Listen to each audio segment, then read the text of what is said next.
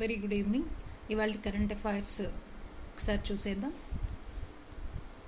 International అఫైర్స్లో 40 దేశాలు కెనడాతో పాటు కలిపి యునైటెడ్ నేషన్స్ సెక్యూరిటీ కౌన్సిల్లో చైనాకి వ్యతిరేకంగా ఒక రెజల్యూషన్ని పాస్ చేశాయి. అదేంటి అంటే, ఈ హ్యూమన్ రైట్స్ కౌన్సిల్లో ఉన్న అధికారులకి చైనాలో ఉన్నటువంటి జిన్జియాంగ్ ప్రావిన్స్ని విజిట్ చేసేందుకు అనుమతి కోరాయి. కారణం ఏంటి అంటే, చైనా తన జిన్జియాంగ్ ప్రావిన్స్లో ఉన్నటువంటి మైనారిటీ ముస్లిమ్స్ అయినటువంటి ఉఘుర్స్ మీద వారు అట్రాసిటీస్ చేస్తున్నారు అనేది అభియోగం. కేవలం జిన్జియాంగ్లోనే కాదు, హాంకాంగ్ మరియు టిబెట్లో కూడా. ఈ ఉఘుర్స్ అంటే ఎవరు అంటే, వీళ్ళు minority Muslims in Xinjiang province. వీళ్ళు ఇస్లాం కంటే ముందు బౌద్ధ మతాన్ని, ఇతర మతాల్ని పాటించేవాళ్ళు. వీళ్ళని ఏం చేశారు అంటే, టార్చరు, ఇన్హ్యూమన్ ట్రీట్మెంటు, వాళ్ళకు ఉన్నటువంటి ప్రాథమిక స్వేచ్ఛలకి కండిషన్స్ లాంటివి ఇంపోజ్ చేశారు. కాబట్టి యునైటెడ్ నేషన్స్ హ్యూమన్ రైట్స్ చీఫ్ని అక్కడికి అనుమతించాలి అని చైనాని కోరడం జరిగింది. China is accused of encouraging internal migration into the Xinjiang province to increase the non-Uyghur population and power in the region. So ప్రెడామినెంట్గా జిన్జియాంగ్ ప్రావిన్స్లో ఈ ఉగుర్స్ ఉన్న ప్రాంతానికి నాన్ ఉగుర్స్ అంటే నేటివ్స్ ఆఫ్ ది జిన్జియాంగ్ ఉన్న ప్రాంతాలని, చైనీస్ పీపుల్ని కావాలని అక్కడికి పంపడం అనేది జరుగుతోంది. అలాగే రీసెంట్గా రంజాన్ మాసంలో కూడా అక్కడ ఉన్నటువంటి విద్యార్థుల్ని కానీ, టీచర్స్ని కానీ, ప్రభుత్వ ఉద్యోగుల్ని కానీ రంజాన్ టైంలో వాళ్ళు చేసే ఉపవాసాన్ని చేసుకొని ఇవ్వకపోవడం, వాళ్ళ ట్రెడిషనల్ డ్రెస్ని వాళ్ళు వేసుకోకుండా అడ్డుకోవడం, అలాగే వాళ్ళు గడ్డం పెంచుకుంటారు కదా, దాన్ని కూడా అడ్డుకోవడం లాంటి పనులన్నీ కూడా ఈ చైనా చేసింది. కాబట్టి ఇవాళ చైనాకి వ్యతిరేకంగా 40 దేశాలు తమ ప్రొటెస్ట్ని తెలియజేస్తున్నాయి. వీళ్ళు ఎవరు అంటే, Turkic speaking Sunni Muslims. Uyghurs అనేవాళ్ళు టర్కిక్ స్పీకింగ్ సున్నీ ముస్లిమ్స్. వీళ్ళు Islam came to region in the 10th century. 10వ సెంచరీలో ఇస్లాంని వీళ్ళు ఎంబ్రేస్ చేశారు. అంతకుముందు బుద్ధిజంని, షామనిజంని, మనిచిజంని వీళ్ళు ప్రాక్టీస్ చేసేవారు. ఇది చైనాలో ఉన్నటువంటి జిన్జియాంగ్ ప్రావిన్స్లో ఉంటారు వీళ్ళు. నేషనల్ ఇష్యూస్లో Japan based this is called as a striking group అంటాం దీన్ని. ఈ జపాన్ బేస్డ్ స్ట్రైకింగ్ గ్రూప్ యుఎస్ది. యాక్చువల్గా ఈ గ్రూప్ ఎవరిది అంటే కనుక అమెరికాకి చెందినటువంటి స్ట్రైక్స్ గ్రూప్ ప్రస్తుతం జపాన్లో ఉంది. ఇది ఆఫ్ఘనిస్తాన్కి వెళ్తోంది. ఆఫ్ఘనిస్తాన్కి ఎందుకు వెళ్తోంది అంటే, ఆఫ్ఘనిస్తాన్లో ఉన్నటువంటి అమెరికా దళాలను విత్డ్రా చేయడం కోసం హెల్ప్గా వీళ్ళు వెళ్తున్నారు. అలా వెళ్ళే సందర్భంలో వీళ్ళు మన ఇండియన్ ఓషన్ ఆర్ హిందూ మహాసముద్రాన్ని పాస్ చేసి వెళ్తారు. పాస్ చేసి వెళ్ళే ఈ సెరిమోనియల్ దానిలో మన ఇండియన్ నేవీ కూడా పార్టిసిపేట్ చేస్తున్నారు. Not only navy, Indian air force కూడా పార్టిసిపేట్ చేస్తుంది. ఏదైతే అమెరికాకి చెందినటువంటి స్ట్రైక్ గ్రూప్ ఏదైతే ఉందో అది రొనాల్డ్ రీగన్ అనే ఒక షిప్. అది 3 షిప్పులు వెళ్తున్నాయన్నమాట అక్కడి నుంచి. ఏవేవి వెళ్తున్నాయి? రొనాల్డ్ రీగన్ అనేది ఒక షిప్, ఇది Nimitz class nuclear aircraft carrier అది.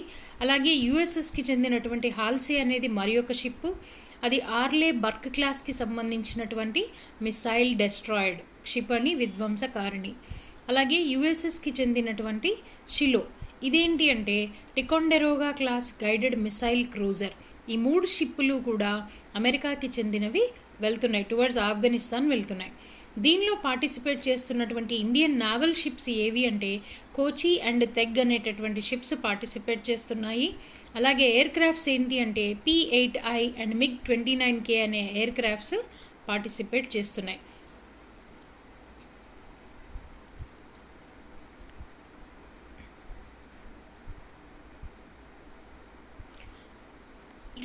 ఇవాళ మనకి హిందూ హెడ్లైన్స్లో ఏంటి అంటే, ప్రైమ్ మినిస్టర్ గారు ఈ సంవత్సరం చివరి లోపల ఇంటిగ్రేటెడ్ కమాండ్, ఒక 4 ఇంటిగ్రేటెడ్ కమాండ్ థియేటర్స్ని ఫామ్ చేస్తారు అనే అనౌన్స్మెంట్ చేస్తారు అనేది సారాంశం.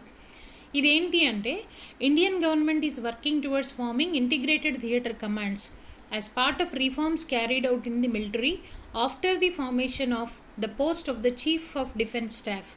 ఈ చీఫ్ ఆఫ్ డిఫెన్స్ స్టాఫ్ అనే పోస్ట్ని 2019లో క్రియేట్ చేశారు. దీని ముఖ్య ఉద్దేశం ఏంటి అంటే, this is a 1 point contact between the state executive and the all tri services army, naval and air force మూడిటికి ప్లస్ స్టేట్ ఎగ్జిక్యూటివ్కి మధ్యలో అనుసంధానకర్తగా ఉండే పోస్టే చీఫ్ ఆఫ్ డిఫెన్స్ స్టాఫ్. అంటే మన యొక్క డిఫెన్స్ స్ట్రక్చర్లో కూడా రీఫార్మ్స్ని ఇంట్రొడ్యూస్ చేయడంలో భాగంగానే ఈ పోస్ట్ క్రియేట్ చేయబడింది. ఈ పోస్ట్ క్రియేట్ చేసిన తర్వాత నెక్స్ట్ స్టెప్లో భాగం ఏంటంటే 4 ఇంటిగ్రేటెడ్ కమాండ్ థియేటర్స్ని ఏర్పాటు చేస్తున్నారు. ద వర్డ్ థియేటర్ అంటే ఒక ఏరియా, కాంపాక్ట్ ఏరియా. అది creation of the commands which would be the biggest reorganization of the Indian Armed Forces since independence. స్వాతంత్రం వచ్చిన తరువాత ఇప్పుడు చేపట్టినటువంటి రీఫార్మే బిగ్గెస్ట్ రీఫార్మ్ ఇది. ఈ 4 కమాండ్స్ ఏవైతే ప్లాన్ చేశారో అవి ఏంటివి అంటే air defence command, maritime theatre command, integrated eastern theatre command and integrated western theatre command. ఇవేంటో చూద్దాం. ఈస్టర్న్ థియేటర్ కమాండ్ అనేది చైనా నుంచి ఇండియా ఫేస్ చేస్తున్నటువంటి థ్రెట్ని ఎదుర్కోవడం కోసం ఈస్టర్న్ థియేటర్ కమాండ్ డిజిగ్నేట్ చేయబడింది. వెస్ట్రన్ థియేటర్ కమాండ్ అనేది పాకిస్తాన్కి ఇండియాకి సరిహద్దుల్లో ఉన్నటువంటి థ్రెట్ని ఫేస్ చేయడానికి ఉద్దేశించబడిందే western theatre command. Coming to maritime theatre command ఏంటంటే ఈ Indian ocean, bay of Bengal, Arabian sea ఇవేవైతే ఉన్నాయో ఆ ఏరియాస్లోకి ఉద్దేశించబడినటువంటి కమాండ్. ఈ ఇంటిగ్రేటెడ్ కమాండ్స్ ఎందుకు ఏర్పాటు చేస్తున్నాము అంటే దీనికి కూడా కొన్ని కమిటీలు మనకి రికమెండేషన్స్ చేశాయి. ఏమేం కమిటీస్ అవి అంటే the Shekatkar committee had recommended the formation of 3 integrated theatre commands. ఈ కమిటీ ఏమేం చెప్పింది? Western for the Pakistan border, northern for the China border and southern for the maritime role అని చెప్పింది. ఇది షేకట్కర్ కమిటీ యొక్క రికమెండేషన్. కార్గిల్ రివ్యూ కమిటీ, యుద్ధం అయిపోయిన తర్వాత ఫామ్ అయినటువంటి రివ్యూ కమిటీ కూడా ఏం చెప్పింది అంటే జాయింట్ థియేటర్ కమాండ్స్ అన్నీ ఇంటిగ్రేట్ అయ్యి ఉండే రిసోర్సెస్. ఈ ఇంటిగ్రేటెడ్ కమాండ్లో ఏముంటాయంటే all sorts of resources will be pooled at one point. అంటే కంట్రోల్ అలా ఉంటుంది వాళ్ళకి. ఆర్మీ కావచ్చు, ఎయిర్ ఫోర్స్ కావచ్చు, నేవల్ కావచ్చు, అన్నిటి మీద వీళ్ళకి కమాండ్ ఉంటుంది. The Indian navy established IFC-IOR in 2018 to effectively keep track of the shipping traffic as well as other critical developments in the region under a collaborative framework with like-minded countries. So what is IFC-IOR? ఇది information centre and Indian ocean region. ఈ centre ఎక్కడుంది అంటే హర్యానాలో ఉన్నటువంటి గురుగ్రామ్లో ఉంది. ఇది ఎందుకు పెట్టారు అంటే రీజనల్ కంట్రీస్లో maritime country and act as a regional repository of maritime data. ప్రాంతీయ దేశాలు, మన చుట్టుపక్కల ఉన్నటువంటి ఇతర దేశాలకి సంబంధించినటువంటి ఈ మారిటైమ్ డేటా యొక్క రిపాజిటరీగా ఉంటుంది అనే ఉద్దేశంతో ఈ IFC-IOR అనేది పెట్టారు. It presently has linkages with 21 partner countries and 22 multinational agencies across the globe. ఈ IFC-IORలో మనకి 21 దేశాల భాగస్వామ్యాన్ని కలిగి ఉన్నాము. అలాగే 22 జాతీయ సంస్థలు కూడా ప్రపంచవ్యాప్తంగా ఉన్నాయి.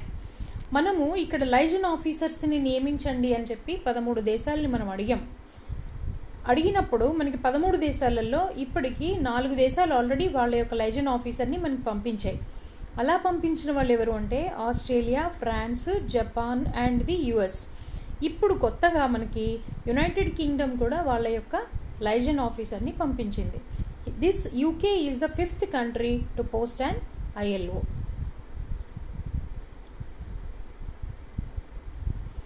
ఎకానమీ ముఖ్యంగా మనకి వాళ్ళ ప్రైమ్ మినిస్టర్ గారు ఏం చెప్పారు అంటే రీఫార్మ్స్లో ఏదైతే ఎకానమీ రీఫార్మ్స్ మనము 90sలో చూడనివ్వండి, అంటే ఫస్ట్ జనరేషన్ కానీ సెకండ్ జనరేషన్ రీఫార్మ్స్ అన్నీ ఏంటి అంటే కాంట్బట్టు పొజిషన్లో ఇంట్రొడ్యూస్ చేయబడ్డటువంటి రీఫార్మ్స్, అంటే తప్పనిసరి పరిస్థితుల్లో మాత్రమే విధించబడినటువంటి రీఫార్మ్స్. కోవిడ్ పాండమిక్ వచ్చిన తర్వాత మనకి ఆత్మనిర్భర్ భారత్ అభియాన్ కింద రాష్ట్రాలు తమ GSDP gross state domestic product కంటే కూడా 2% అదనంగా వాళ్ళు రుణాలు పొందవచ్చు అని ఒక ఫెసిలిటీ ఇవ్వడం జరిగింది మనకి. ఇది ఏంటి అంటే ఆయన చెప్పారు, model of reforms by stealth and compulsion to a new model of reforms by conviction and incentives. Stealth and compulsion అంటే అర్థం ఏంటంటే కాంట్బట్టు పొజిషన్లో తప్పనిసరి పరిస్థితుల్లో ఇంకే దారి లేక తీసుకునే రీఫార్మ్స్ అవి. అలా కాకుండా ఈ మోడల్ని ఏమని చెప్పారు, reforms by conviction and incentive, ఒక నమ్మకం, ఒక హోప్, అలాగే పెర్ఫార్మెన్స్ రీచ్ అయిన వాళ్ళకి ఇచ్చేటటువంటి ఇన్సెంటివ్గా దీన్ని వర్ణించడం జరిగింది. సో ఆత్మనిర్భర్ భారత్ ప్యాకేజ్ కింద మనకి ఎప్పుడు ఇచ్చారు అంటే లాస్ట్ ఇయర్ మేలో ఇచ్చారు ఇన్సెంటివ్. ఏమని, 2% of the GSDP, but half of it was contingent on implementation of 4 specified reforms. రాష్ట్రాలు తమ జిఎస్డిపి కంటే 2% అదనంగా రుణాలు పొందొచ్చు, కానీ దానిలో సగం మాత్రం ఖచ్చితంగా ఒక 4 రీఫార్మ్స్ ఇంప్లిమెంట్ చేయడం కోసమే వాటిని వినియోగించాలి అని. వాటి పర్ఫార్మెన్స్ ఏంటి అనేది ఇవాళ హైలైట్స్లో చూద్దాం. 23 states availed of additional borrowings of 1.06 lakh crore out of a potential of 2.14 lakh crore. 23 రాష్ట్రాలు వాటికి అనుమతించబడినటువంటి 2.14 లక్షల కోట్లలో 1.06 లక్షల కోట్లని రుణంగా తీసుకున్నారు. తీసుకున్న తర్వాత ఈ డబ్బులు దేనికి వాడుతున్నారు అంటే, each of the reforms was linked to improving the is of living to the public, particularly poor, vulnerable and middle class. ఆ రీఫార్మ్స్లో ఈజ్ ఆఫ్ లివింగ్ అనేది ఒక రీఫార్మ్. 4 రీఫార్మ్స్కి వాడాలి అని అన్నారు కదా, దానిలో మొదటిది ఈజ్ ఆఫ్ లివింగ్. ఎవరికి ఉండాలి is of living? Poor, vulnerable and middle క్లాస్కి ఉండాలి. సెకండ్ ఏంటి అంటే ఫిజికల్ సస్టైనబిలిటీ ఉండాలి, ఆర్థిక స్థిరత్వాన్ని అవి ప్రమోట్ చేసేవిగా ఉండాలి. 17 states that facilitated ration card portability and installed electronic point of sale devices at fair price shop were granted additional borrowings amounting to 37,600 crore. One nation one card అనే slogan ఏదైతే మనకుందో, అంటే దీని అర్థం దేశంలో ఎక్కడైనా సరే రేషన్ కార్డు ఉన్నా వారికి ఎక్కడ కావాలంటే అక్కడ రేషన్ తీసుకోవడాన్ని ఏమంటామంటే పోర్టబిలిటీ అంటారు. Portability across the nation. ఆ పద్ధతి కోసము ఉపయోగించేది ఏంటి అంటే ఎలక్ట్రానిక్ పాయింట్ ఆఫ్ సేల్, ఈ పాస్ సేల్ ట్రాన్సాక్షన్ ద్వారా మాత్రమే పోర్టబిలిటీ సాధ్యపడుతుంది. ఏ ఏ రాష్ట్రాలు అయితే ఈ ఫెసిలిటీని ఇస్తున్నాయో వాళ్ళకి అదనంగా 37,600 కోట్ల రూపాయల రుణాన్ని ఇచ్చారు. అలాగా 17 రాష్ట్రాలు ఇంప్లిమెంట్ చేశాయి.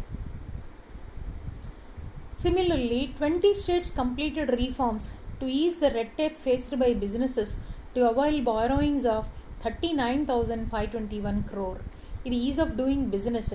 Red tapism is nothing but అందులో ఉండేటటువంటి బ్రైబింగ్ కావచ్చు, డీలే ఇన్ శాంక్షన్స్, లైసెన్సెస్ ఇవ్వడంలో డీలే కావచ్చు, ఇవన్నీ కాకుండా ఈజ్ ఆఫ్ డూయింగ్ బిజినెస్ దిశగా ఏవైతే వర్క్ చేశాయో ఆ 20 రాష్ట్రాలకి కూడా 39,521 కోట్లని అదనపు రుణంగా ఇవ్వడం జరిగింది. The third reform required states to notify floor rates of property tax and of water and sewage charges in consonance with stamp duty guideline values for property transactions and current costs respectively in urban areas. ఏవైతే property tax ఎంత, water rate ఎంత, sewage charges ఎంత వసూలు చేస్తున్నారు, stamp duties ఏంటి అనే వాటిని states notify చేయాలి. అవి ముందుగానే గెజిట్ ద్వారా నోటిఫై చేయాలి, ఎస్పెషల్లీ ఇన్ అర్బన్ ఏరియాస్ అనేది ఇది ఒక రీఫార్మ్ ఉద్దేశించబడింది. 11 states completed these reforms and were granted additional borrowings of 15,957 crore. So 11 రాష్ట్రాలు ఈ నోటిఫైయింగ్ ది ట్యాక్స్ రేట్స్ అనేటటువంటి రీఫామ్ని కంప్లై అయ్యాయి కాబట్టి వాటికి 15,957 కోట్లు ఇచ్చారు. దీనివల్ల ఏమవుతుంది, ముఖ్యంగా లబ్ధి పొందేది ఎవరు అంటే urban poor would benefit the most from this step. Idea of replacing free electricity for farmers with a direct benefit transfer, అంటే కరెంటు సబ్సిడీ, ఉచిత కరెంటు బదులుగా వారికి డైరెక్ట్గా అమౌంట్ని రైతుల ఖాతాలో వేయడము అనేది మరొక scheme. States were asked to frame a scheme with actual implementation in one district on a pilot basis by the end of 2021 for an additional borrowing limit of 0.15% of GSDP. మీ జిఎస్డిపిలో 0.15% అదనపు రుణం పొందడం కోసము ప్రతి స్టేట్లో ఒక జిల్లాలో, ప్రతి రాష్ట్రంలో ఒక జిల్లాని పైలట్ మోడ్లో తీసుకుని 2021 చివరి నాటికి try to implement the DBT in place of ఈ ఫ్రీ ఎలక్ట్రిసిటీ బదులుగా అని చెప్పారు.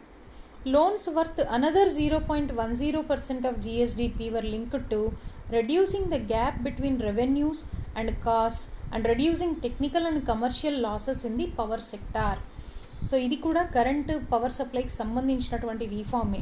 0.10% చేయాలి అంటే వచ్చే ఆదాయానికి ఖర్చులకి మధ్య ఉండేటటువంటి అంతరాన్ని తగ్గించుకోండి, టెక్నికల్ అండ్ సాంకేతిక మరియు ఈ కమర్షియల్ లాసెస్ని తగ్గించుకోండి అని చెప్పారు పవర్ సెక్టార్కి. సో దిస్ రీఫార్మ్ ఎంత టోటల్గా 0.15% వచ్చేసేమో డీబీటీకి, 0.10% ఏమో రెడ్యూసింగ్ ది లాసెస్కి ఇచ్చినటువంటి incentive. 13 states implemented at least one component, while 6 states implemented the DBT component.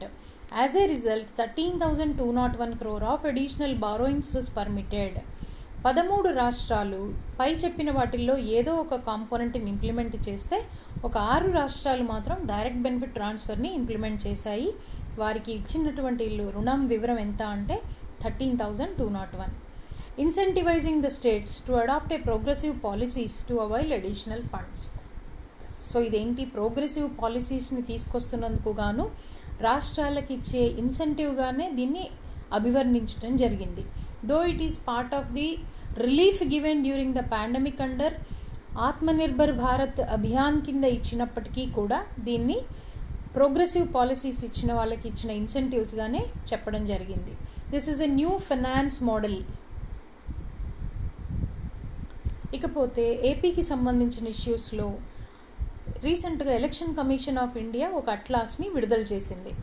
ఈ అట్లాస్లో ఏంటి అంటే అత్యధిక శాతము నోటా ఓట్లు ఎక్కడ నమోదయ్యాయి, అత్యధిక శాతం ఓటర్లు తమ ఓటుని ఎక్కడ వినియోగించుకున్నారు లాంటి వివరాలతోటి రూపొందించిందే ఈ అట్లాస్.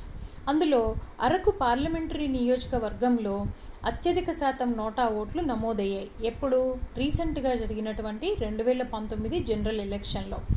అక్కడ ఎన్ని నమోదయ్యాయి అంటే 47,977 ఓట్లు నోటా కింద నమోదయ్యాయి.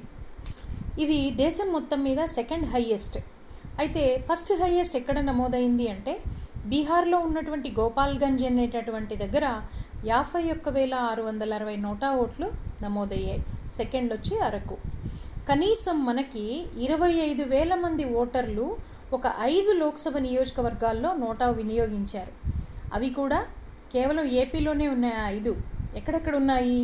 అరకు, అనకాపల్లి, విజయనగరం, తిరుపతి అండ్ శ్రీకాకుళం. ముఖ్యంగా గుర్తుపెట్టుకోవాల్సింది ఏంటంటే ఈ 5లో 4 ఉత్తరాంధ్రవే. అరకు, అనకాపల్లి, విజయనగరం, శ్రీకాకుళం ఉత్తరాంధ్ర. తిరుపతి ఒక్కటి మాత్రమే రాయలసీమ నుంచి ఉంది. ఈ 5 లోక్సభ నియోజకవర్గాల్లో 25,000 మంది ఓటర్లు నోటా ప్రెస్ చేయడం జరిగింది. అయితే నోటా అనేది మొట్టమొదటిసారి ఎప్పుడు ఇచ్చారు అంటే 2013లో వివిధ రాష్ట్రాల్లో జరిగినటువంటి అసెంబ్లీ ఎన్నికలకి ఇచ్చారు. ఆ తర్వాత నుంచి దీన్ని లోక్సభ ఎలక్షన్స్కి ఎక్స్టెండ్ చేయడం జరిగింది. ఈ ఈసీఐ అట్లాస్ ప్రకారము 3 లోక్సభ నియోజకవర్గాలు ఈ అట్లాస్లో టాప్ 10లో ప్లేస్ దక్కించుకున్నాయి ఆంధ్రప్రదేశ్ నుంచి. అవేంటవి? బాపట్ల, ఒంగోలు, నర్సరావుపేట. దీనికి ఉన్న ప్రత్యేకత ఏంటి అంటే హయ్యెస్ట్ ఓటర్ టర్న్అవుట్ని నమోదు చేసుకున్నాయి. ఎంత పర్సంటేజ్ నమోదు చేశాయి ఇవి? 86% ఓటర్ నమోదు చేసిన నియోజకవర్గాలు బాపట్ల, ఒంగోలు, నర్సరావుపేట. అయితే దేశంలో అత్యంత అధికంగా ఓట్లు నమోదైంది ఏది అంటే దుబ్రీ ఇన్ అస్సాం. అది 90.6% ఓటర్ నమోదుతో హయ్యెస్ట్ ఉంది. బట్ మన 3 నియోజకవర్గాలు 86%తో నిలబడ్డాయి.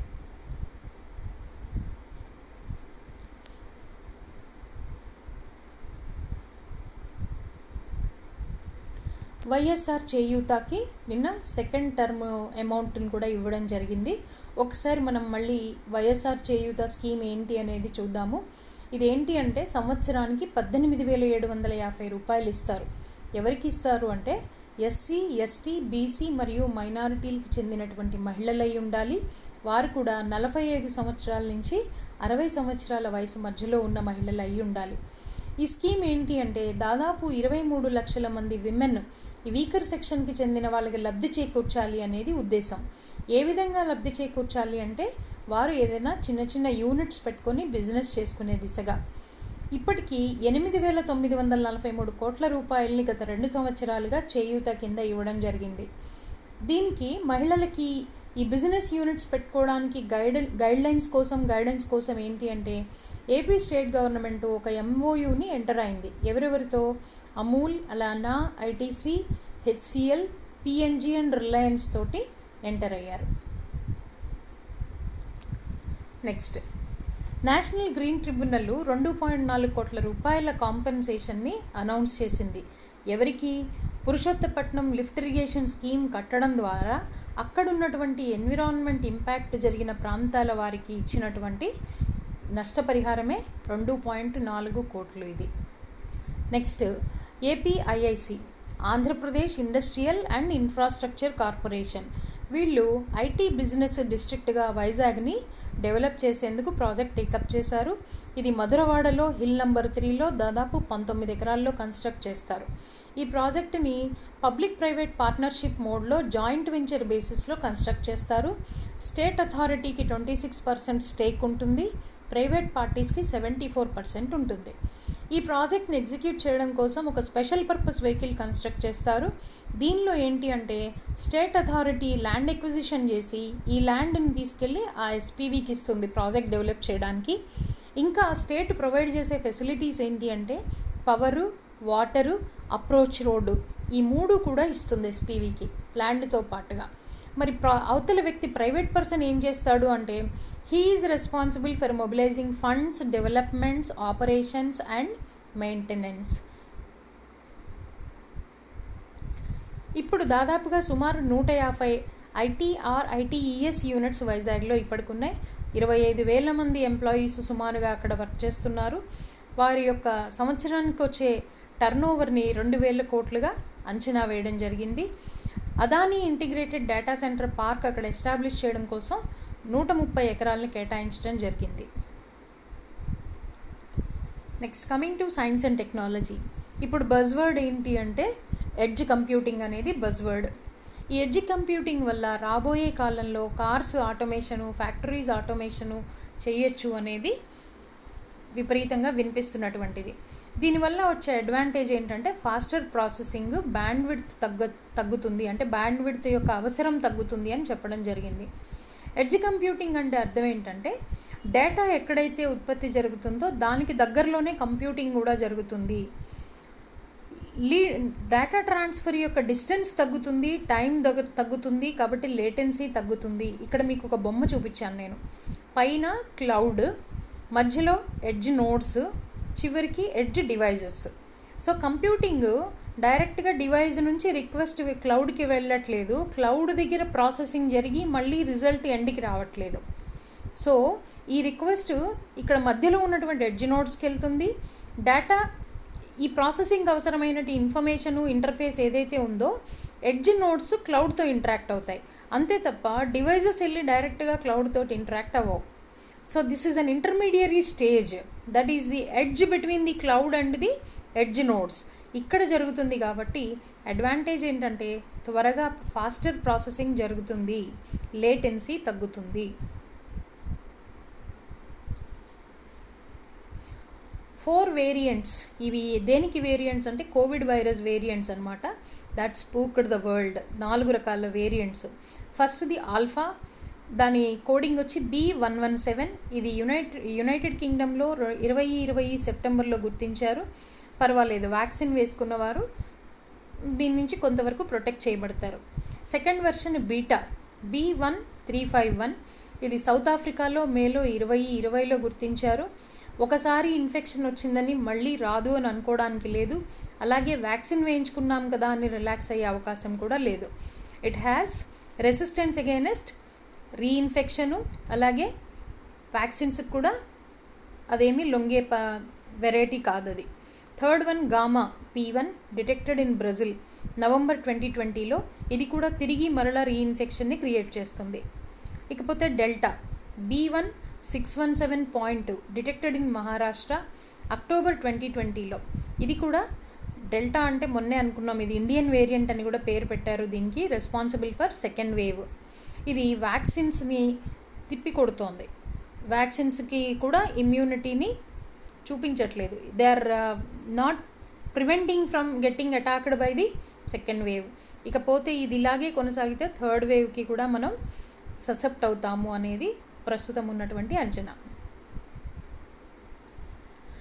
ఆల్రెడీ కోవిడ్ వైరస్తోనే సఫర్ అవుతున్నాము అంటే మళ్ళీ కొత్తగా నిఫా వైరస్ అనేది ఒకదాన్ని మహారాష్ట్రలో గుర్తించారు. ఇది పూణే నేషనల్ ఇన్స్టిట్యూట్ ఆఫ్ విరాలజీ వారు గుర్తించి అనౌన్స్ చేశారు. ముఖ్యంగా గబ్బిలాల్లో కనిపించింది. ఇది మహాబలేశ్వరం సతారా డిస్ట్రిక్ట్లో మార్చి 2020 గుర్తించారు. వరల్డ్ హెల్త్ ఆర్గనైజేషన్ గుర్తించినటువంటి టాప్ 10 ప్యాథోజన్స్, రోగకారక క్రిములు టాప్ 10 లిస్ట్లో ఉన్న వాటిల్లో నిఫా వైరస్ అనేది ఒకటి.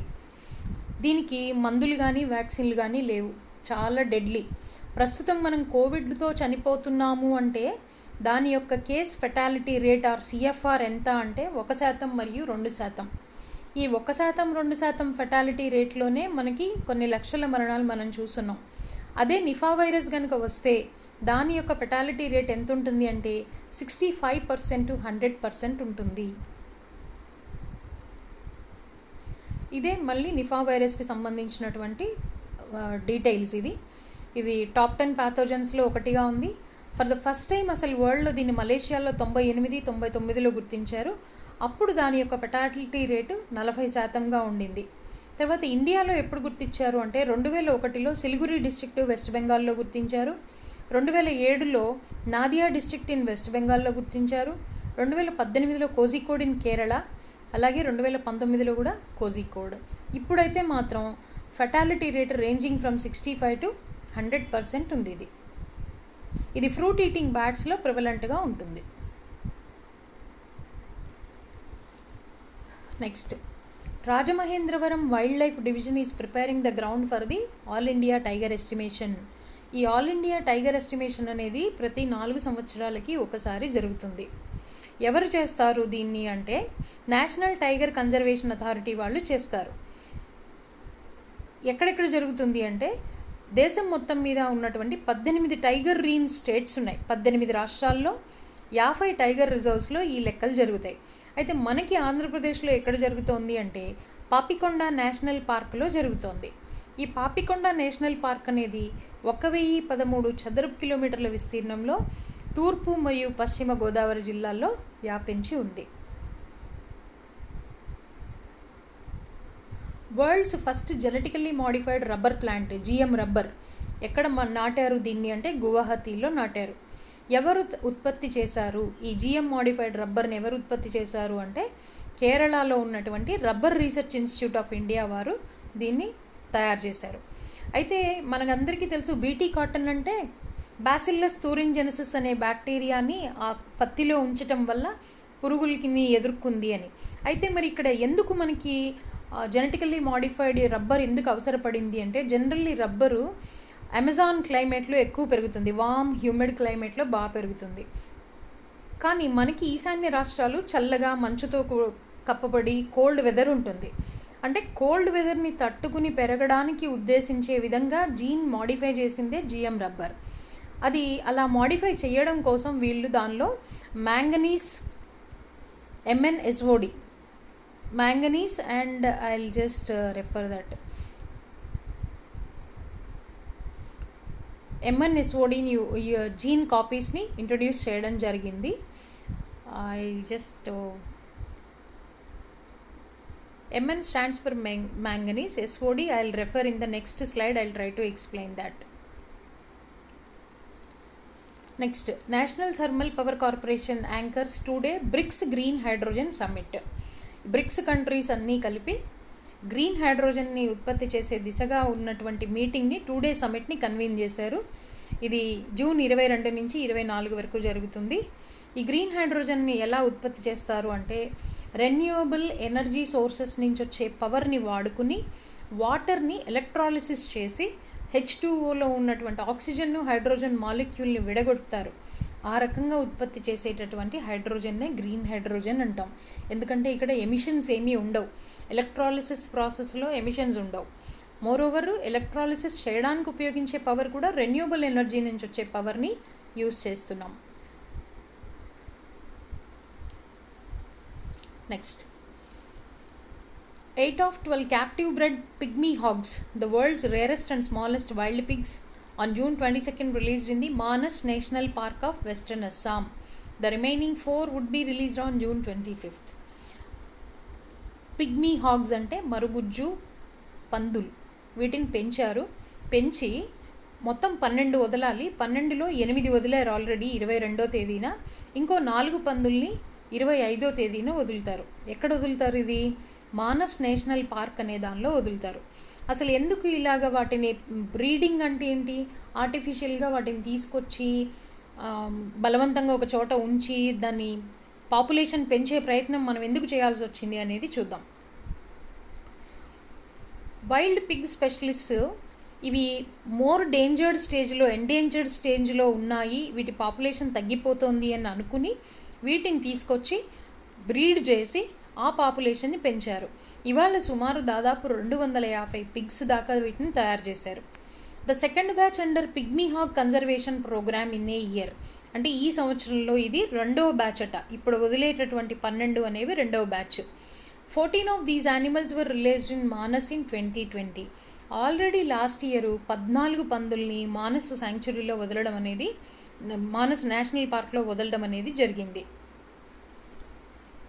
పిగ్మీ హాగ్ కన్జర్వేషన్ ప్రోగ్రామ్ ఇది ఎవరు చేస్తున్నారు అంటే it is a collaborative effect. ఎవరెవరు పార్టిసిపేట్ చేస్తున్నారు? Wild life conservation trust of United Kingdom, Assam forest department, wild Pig specialist group of international union for conservation of nature అంటే IUCN, and union environment ministry, and అస్సాంలో ఉన్నటువంటి NGO organisation అయినటువంటి Aranyak and ecosystems India. వీరందరి యొక్క collaboration సహాయంతో ఈ pygmy పందుల యొక్క పెంపకం జరుగుతోంది. Conservation of pygmy hog was initiated by noted naturalist Gerald Durrell అనే ఒక వ్యక్తి 1971లో మొదలుపెట్టాడు ఆయన. అది ఎక్కడి నుంచి ఎక్కడికి తీసుకొచ్చారు అంటే నియర్ ఎక్స్టింక్షన్, పూర్తిగా అంతరించిపోతుంది, నశించిపోతుంది అనే స్టేజ్ నుంచి ఇవాళ దాదాపుగా 142 పందుల వరకు కూడా తీసుకొచ్చారు.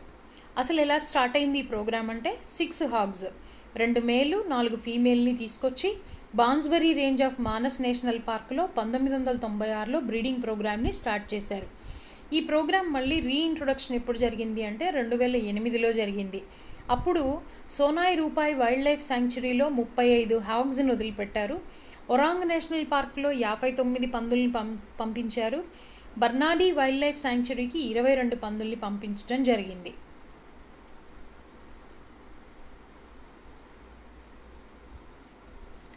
So this is about science and technology, economy అన్నీ చూసాము. టిట్ బిట్స్ ఏమున్నాయో చూద్దాం. Doctor Pratima Murthy, she head of department of psychiatry. ఆవిడని డైరెక్టర్గా ఎంపిక చేశారు. ఏ ఇన్స్టిట్యూట్కి డైరెక్టర్ని చేశారు అంటే NIMHANS, national institute of mental health and neuro సైన్సెస్కి డైరెక్టర్గా ఎంపిక చేయడం జరిగింది. ఆవిడ ఈ పదవిలో 5 సంవత్సరాలు కొనసాగి 2026కి రిటైర్ అవుతారు. ఆవిడకి వరల్డ్ హెల్త్ ఆర్గనైజేషన్ వారు ఇచ్చినటువంటి regional director's special recognition award on world no tobacco day 2021 అనే అవార్డు ఈ ప్రతిమామూర్తి గారికి లభించింది. Jamaican sprinter Shelly Ann Fraser Pryce, ఈవిడ వరల్డ్స్ సెకండ్ ఫాస్టెస్ట్ విమెన్. అయితే వరల్డ్స్ ఫస్ట్ ఫాస్టెస్ట్ విమెన్ ఎవరు అంటే ఫ్లారెన్స్ గ్రిఫిత్ జాయినర్. ఆవిడ రికార్డు 10.49 సెకండ్ల దగ్గర సెట్ చేస్తే ఇప్పుడు ఈ షెల్లీ యాన్ అనే ఆవిడ యొక్క రికార్డు 10.63 సెకండ్లుగా నమోదైంది. Central European University Open Society Prize 2021 అనే దాన్ని అవార్డు చేశారు.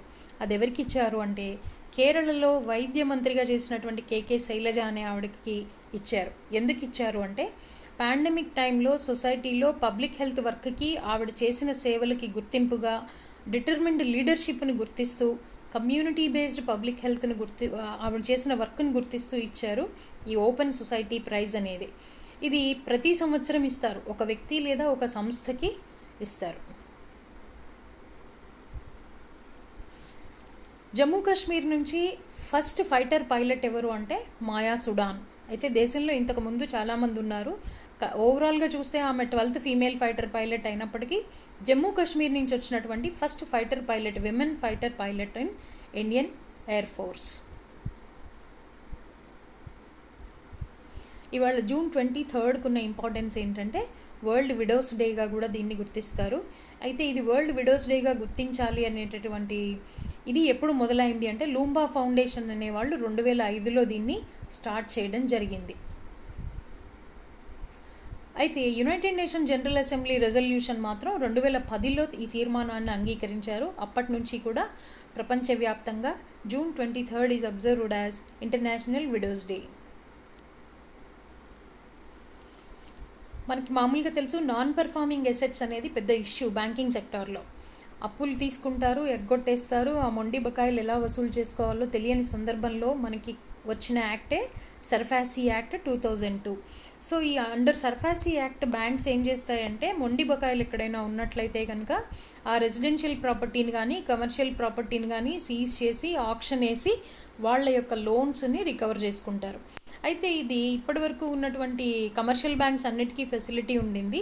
కొత్తగా మినిస్ట్రీ ఆఫ్ ఫైనాన్స్ ఏం చేసింది అంటే ఈ హౌసింగ్ ఫైనాన్స్ కంపెనీస్కి కూడా సర్ఫాసీ యాక్ట్ని వినియోగించుకోవచ్చు.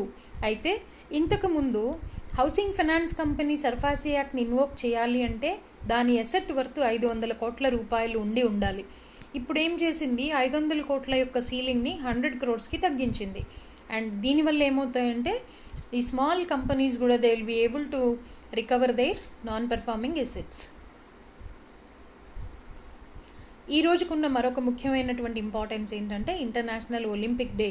It is also held on June 23. అలాగే ఈ ఇంటర్నేషనల్ ఒలింపిక్ మూమెంట్కి ముఖ్యంగా 3 పిల్లర్స్ ఏంటి అంటే మూవ్, లెర్న్ అండ్ డిస్కవర్.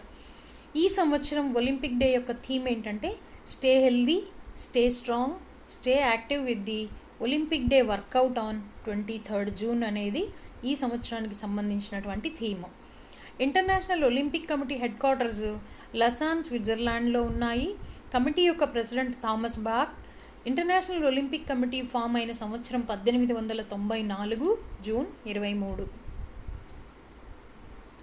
మరి ఒక ఇంపార్టెన్స్ కూడా ఉంది ఇవాళకి. దీన్ని ఏమంటారంటే United nations public service day observed globally. మనం ఎప్పటి నుంచి చేస్తున్నాం ఇది అంటే 2002 నుంచి చేస్తున్నాము. ఇది కూడా యునైటెడ్ నేషన్ జనరల్ అసెంబ్లీ యొక్క తీర్మానం మేరకు చేస్తున్నాం. Thank you for watching. Hope you enjoyed it.